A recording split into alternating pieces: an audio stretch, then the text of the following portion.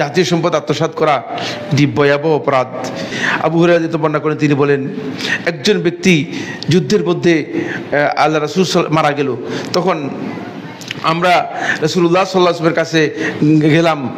কোনো কোনো রাওয়াতের মধ্যে এসেছে আল্লাহ রাসূল সাল্লাল্লাহু আলাইহি ওয়াসাল্লামের খাদেম ছিল, কোনো কোনো রাওয়াতের মধ্যে এসেছে রাসূলের খাদেম ছিল, এবং রাসূলুল্লাহ সাল্লাল্লাহু আলাইহি ওয়াসাল্লাম যখন অবতরণ করেছেন তার বিছনা গুছাচ্ছিল, রাসূল সাল্লাল্লাহু বিছনা গুছাচ্ছিল। এই অবস্থায় একটা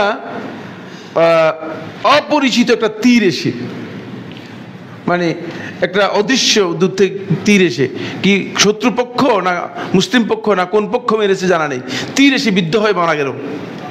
তখন আমরা সবাই বললাম যে হানি আল্লাহু বিল জান্নাহ, জান্নাতের সুসংবাদ।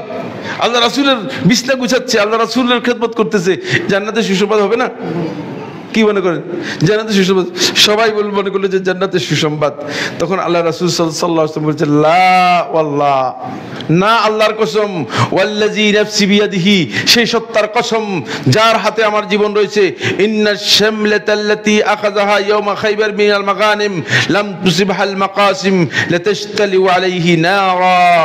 ভালো করে জেনে রাখো, খায়বারের যুদ্ধের সময়, ভালো করে জেনে রাখো, খায়বারের যুদ্ধের সময় যেই চাদরটা আস্তে করে গনিমতের মাল থেকে মানে ভিতরের দিকে ঢুকাই নিয়ে গিয়েছিল, যেটা তার বন্টনের মধ্যে তার অধিকারে আসে নেই, বন্টনে পায় নেই, ওই চাদরটা তার কবরের মধ্যে আগুনের চাদরে পরিণত হয়ে তাকে পোড়াচ্ছে।